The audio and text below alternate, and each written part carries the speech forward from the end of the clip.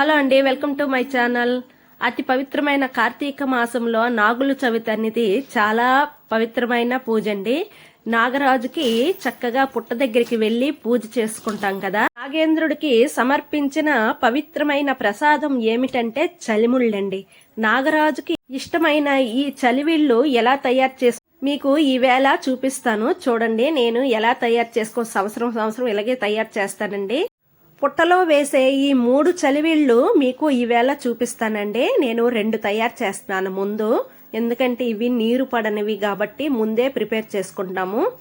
మన video first time చూస్తున్న వాళ్ళైతే లైక్ చేయండి, సబ్స్క్రైబ్ చేసుకోండి. మరిన్ని వీడియోల కోసం లైక్ చేయండి ప్లీజ్. నాగేంద్రుడికి ఇష్టమైన ఈ ఫస్ట్ చలివిడి మీకు చూపిస్తాను చూడండి. ఈ నువ్వులన్నవి 1 కేజీ తెచ్చుకొని చక్కగా కడుక్కొని ఇసుక గట్ట ఏది లేకుండా చూసుకోవాలండి. చూసుకున్న తర్వాత అవి చక్కగా ఎండపెట్టి చూడండి, పట్టుకుంటే ఇలాగా నువ్వులన్నవి మనకి చేతి కంట జారినట్టుగా ఎండ వేసుకోవాలండి.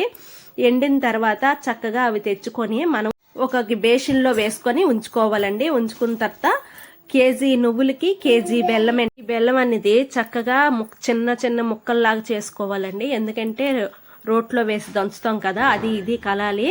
అందుకు మనం చిన్న పీసుల్లాగా చేసేసుకోవాలి. మరీ గుండగంటే మనం చేయలేము, ఎంత వేసి ముక్కలే నేను ఇలా చేసుకొని ఒక పక్కన ఉంచుకోవాలండి. ఉంచుకున్న తర్వాత మనం ఇంకొక చలిమిడి అన్నాను కదా, అది తెలగపిండి చలివిడండి.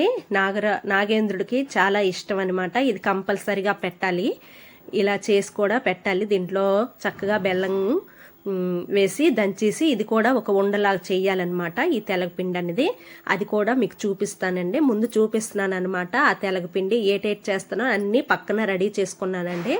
రోలు చక్కగా కడిగేసుకొని పొడిగా ఒత్తుకోవాలండి. తడి లేకుండా తుడుచుకోవాలి పొడిగుడ్డతోని. చూడండి, అలా తుడుచుకున్నాను. మనం దంచుకోవడానికి ఇనుపుది ఒకటి ఉంచుకోవాలి. అలాగా అది తెచ్చుకొని ఒక దగ్గర ఉంచుకోవాలి. మిక్సీ జార్లోన నువ్వులు వేసుకోవాలండి. కొద్దిగా వాయి దంచుకోవాలి. ఎక్కువ అంటే అవ్వదు, నేల రోలు కాదండి, ఎత్తు రోలు కదా, అందుకు నేను కొద్దిగా దంచుకుంటాను. అలాగని కొద్దిగా నువ్వులు వేసుకొని కొద్దిగా మరీ మెత్తగా కాకుండా గవరగా ఆడించుకోవాలండి. నలగనట్టుగా ఆ నువ్వులనేవి ఉంటే మనకి చలిమిడి అనేది చాలా బాగుంటుందండి. అలాగా మిక్సీ చేసుకున్న తర్వాత మనం రోట్లో వేసుకోవాలి. ఆ పౌడర్ అనేది వేసుకున్న తర్వాత దానికి తగ్గట్టు ఒక 1/2 కేజీలో సగం చేశాను. 1/2 కేజీ అనుకోండి, 1/2 కేజీ నువ్వులు చేశానండి. 1/2 కేజీ నువ్వులకి 1/2 కేజీ బెల్లం వేసుకోవాలి. బెల్లం వేసుకొని చక్కగా దంచాలండి. ఈ నువ్వులు తర్వాత మనకు బెల్లము 2 మెత్తగా అయిందాక మనకి ఉండకడితే ఉండవ్వాలి. ఇలాగా అంటే మనకి ఉండవ్వాలండి. అలాగా అంటే దాంట్లో వెళ్ళి ఆయిల్ కూడా వస్తుంది. అలాగ దంచాలండి. మన ఓపిక మీద దంచితే మనకి చలివిడి అనేది చాలా బాగుంటుందండి. కొంతమంది నేల రోలు ఉన్నోళ్ళు చక్కగా కొద్దిగా ఎక్కువే వేసి 1/2 కేజీ వేసి దంచుతారండి. రోకలతో దంచుతారు. మరి మాది ఎత్తుది చక్కగా నేను గడపలోకి తెచ్చి అదంతా క్లియర్ చేసుకొని నీట్గా కింద అనేది నువ్వులు పడకుండా నీట్గా దంచుకోవాలండి. గట్టిగా మనం దంచామంటే నువ్వులన్నవి తుల్లిపోతాయి. అలా మెల్లిగా దంచుతూ ఫస్ట్ మనకి బెల్లం అనేది చక్కగా కరిగిందాక దంచాలండి. దంచిన తర్వాత మధ్యలోన అది కలుపుతుండాలి. కిందది మీదది కిందకి అలాగా కలుపుతుండాలి.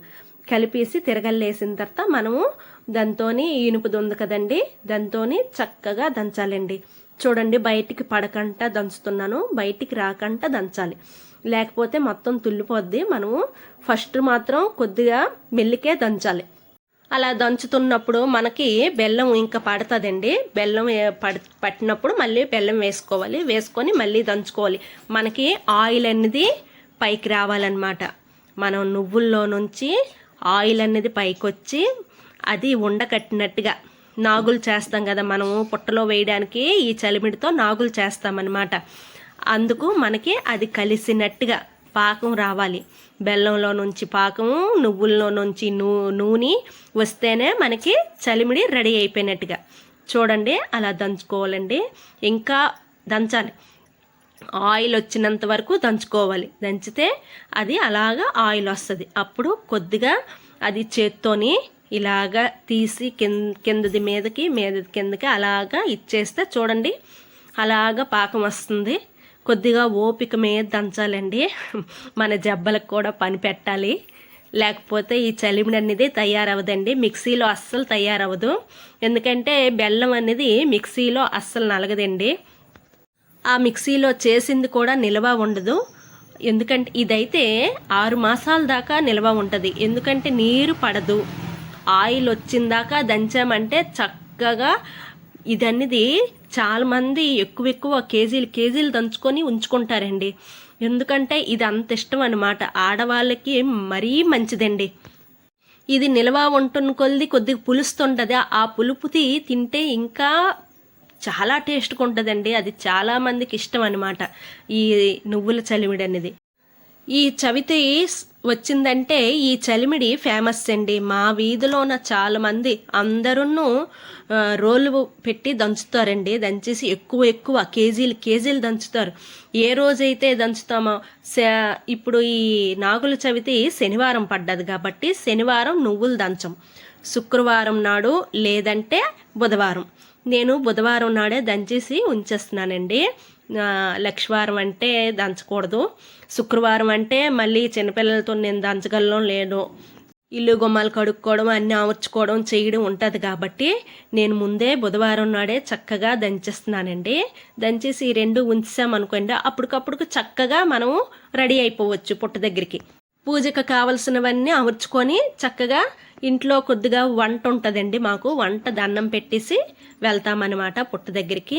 అలా చేసుకోవచ్చు.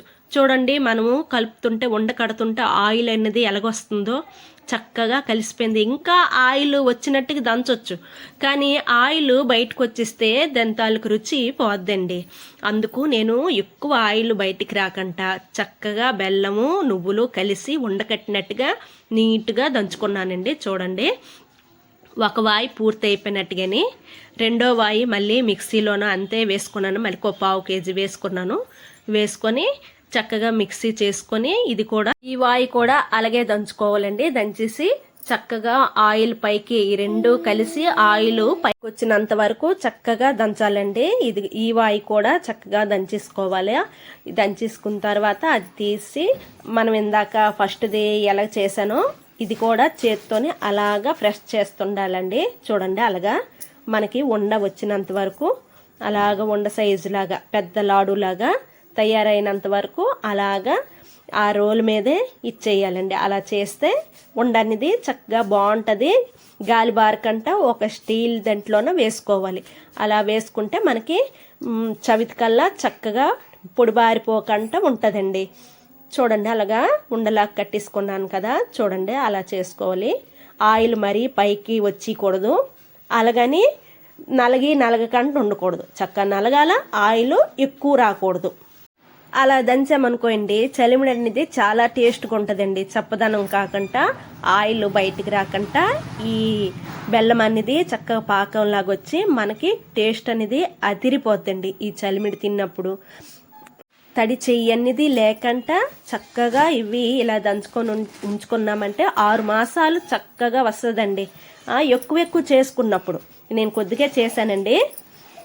ఇది దేవుడికి తీసుకొని చక్కగా చిన్న బాల్ లాగా అంటే ఇలాగా నాగులు అంటారు చూడండి, అలాగా చేసుకొని అప్పుడు నాగుల చవితి రోజా చేస్తాను. అలాగా ఇలాగ ఉండలు కట్టేసి మాత్రం ఉంచేస్తానండి ఒక దగ్గర. ఇప్పుడు రెండో చలివిడి ఏంటి తెలుసా, మన తెలగపిండి చలివిడి.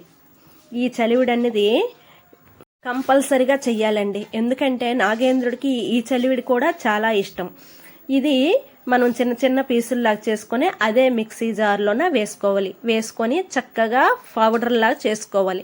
చేసుకున్న తర్వాత మనం రోట్లోనే అది కూడా వేసేసుకొని దీనికి తగ్గట్టు ఎంత బెల్లం పడుతుందంటే నేను ఒక కప్పుడు తెలగపిండి తీసుకున్నానండి. వాటికి 100 గ్రాముల బెల్లం అయితే చక్కగా సరిపోద్ది. ఈ 100 గ్రాముల బెల్లం కూడా దాంట్లో వేసుకొని ఈ 2 కూడా చక్కగా కలాలండి. ఒక్క వాటర్ చుక్క వేయకూడదు, ఒక పాలు నీళ్ళు వేయకూడదండి. అలాగా మనము అలా దంచుతుండాలి. అలాగా బయటికి ఆ పౌడర్ అనేది తొల్లకంట అలా బెల్లము ఈ పౌడరు కలిసినంత వరకు అలాగా దంచుతుండాలండి. అలా దంచిన తర్వాత చూడండి బెల్లం కరిగి ఈ చలివిడి అనేది ఎలా తయారయ్యిందో చూడండి. అలాగా చక్కగా అది కూడాను ఆయిల్ వస్తుందండి. మనము ఇది కూడా చక్కగా దంచితే దీనికి కూడా ఆయిల్ అనేది పైకి వస్తుందండి. చూడండి ఆయిల్ పైకి వచ్చింది, బెల్లం కరిగింది, చలిమిడి తయారయ్యింది. ఎంత బాగా రెడీ అయిపోయింది కదా. ఇది కూడా ఒక దగ్గర ఉంచేసుకోవాలి, బాక్సులో వేసుకోవాలి. రెండు ఒక దాంట్లో పెట్టకూడదండి, ఎందుకంటే ఇది కరిగిపోయి ఆ నువ్వుల చలివిడికి చక్కగా అంటేస్తుంది. అందుకు మనము ఇది వేరే బాక్సులోన పెట్టుకోవాలి. ఈ రెండు చలివిళ్ళు తయారైపోయావు కదండి. ఈ మూడో చలివిడి అనేది చవితి రోజు చేస్తాను. అది వైట్ది వరిపిండితోని తయారు చేయాలండి, బియ్యంతోని తయారు చేస్తాము. అది అప్పటికప్పుడు చెయ్యాలి, ఎందుకంటే మేము పచ్చి బియ్యంతోనే తయారు చేస్తాము. చలివిడి కూడా మీకు చూపిస్తాను. మీకు ఈ వీడియో నచ్చితే లైక్ చేయండి, సబ్స్క్రైబ్ చేసుకోండి. Thank you.